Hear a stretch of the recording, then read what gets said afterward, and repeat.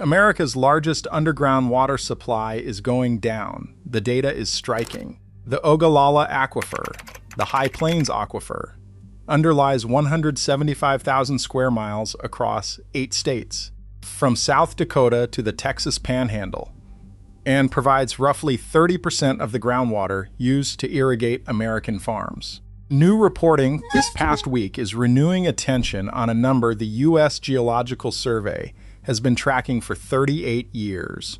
The number is not on television, it is under the soil.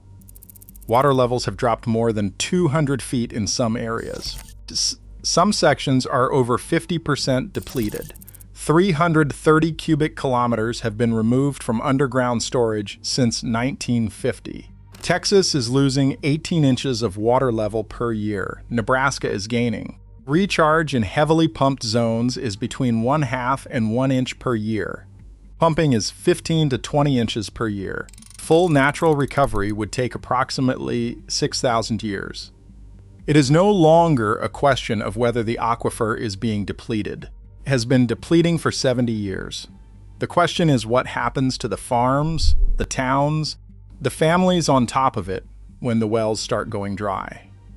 This is the aquifer that turned the American High Plains into the largest single source of irrigated farmland on Earth.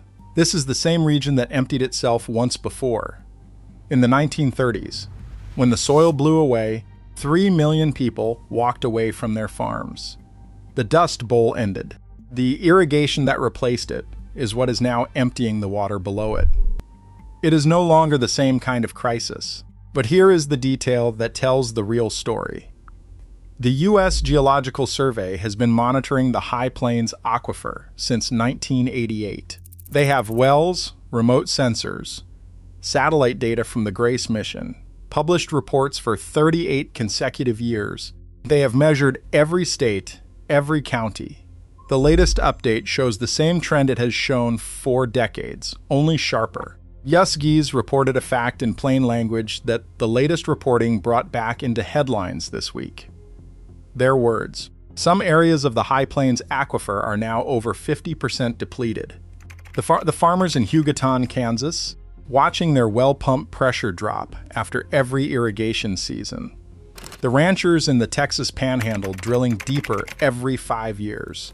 The school boards in southwestern Colorado calculating tax base against pivots that may not be there next decade.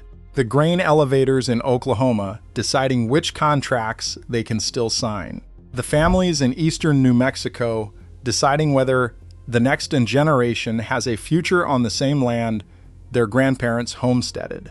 They have all been watching the same number, the depth from the surface to the water, drop for as long as they have been farming.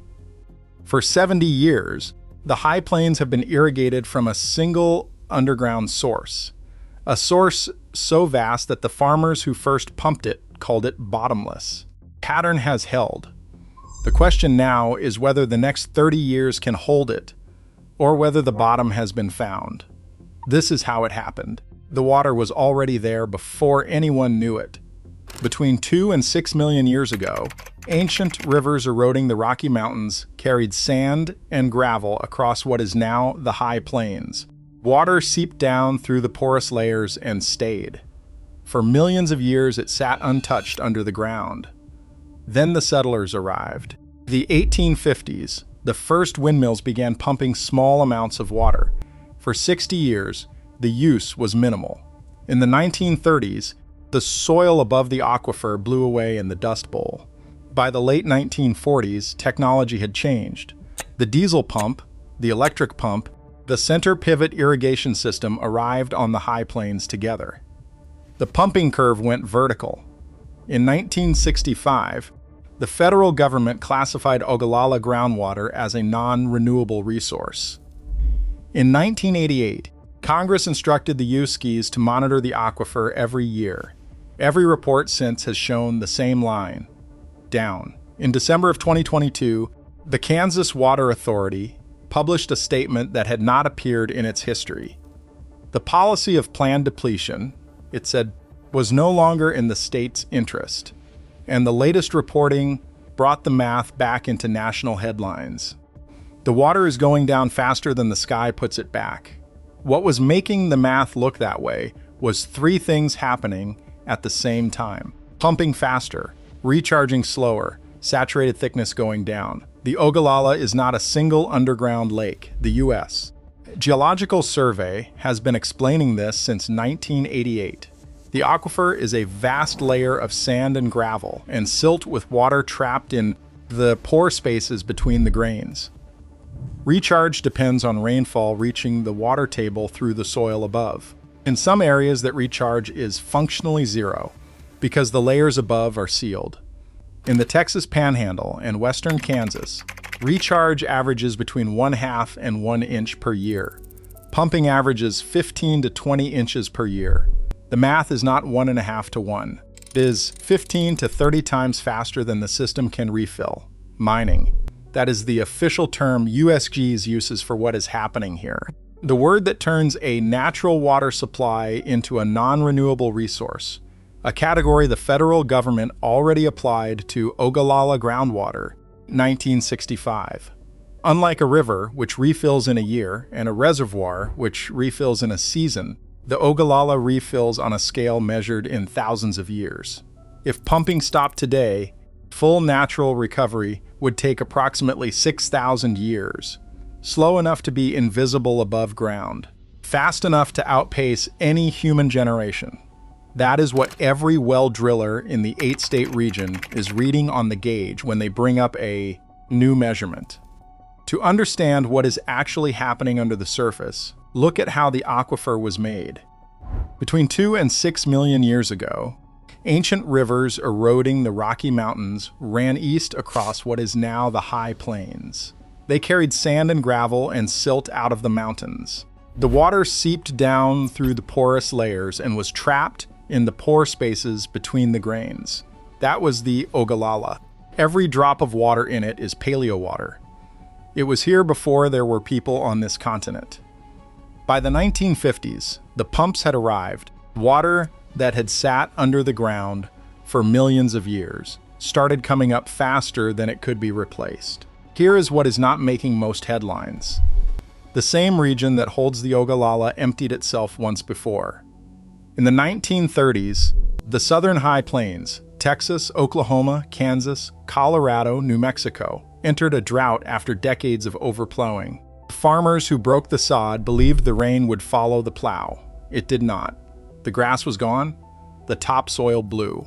Black blizzards a mile high rolled across the plains, killed cattle, buried farm buildings, and reached Washington, D.C. 3 million people walked away from their farms. John Steinbeck wrote a novel about them. Infant mortality soared. The U.S. birth rate dropped to its lowest in history. When the rains came back at the end of the decade, the same farmers who had lost the soil began drilling deeper and pumping the water below it.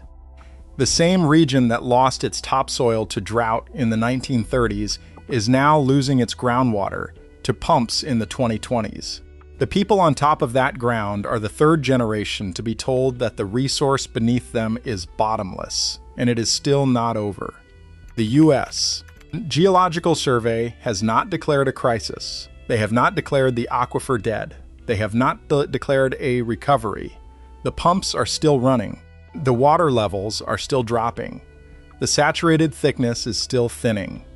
The wells are still going deeper. The question is not whether the Ogallala is being depleted. It is. The question is not whether the USGS is watching. They are.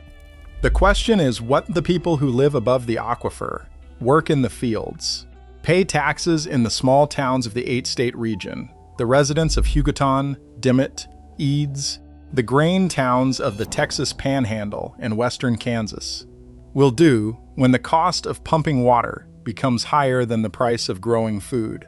On top of it, the empty farmhouses of the Dust Bowl are still on the same maps as the wells of the modern irrigation belt, as a warning. The water took 6,000 years to store.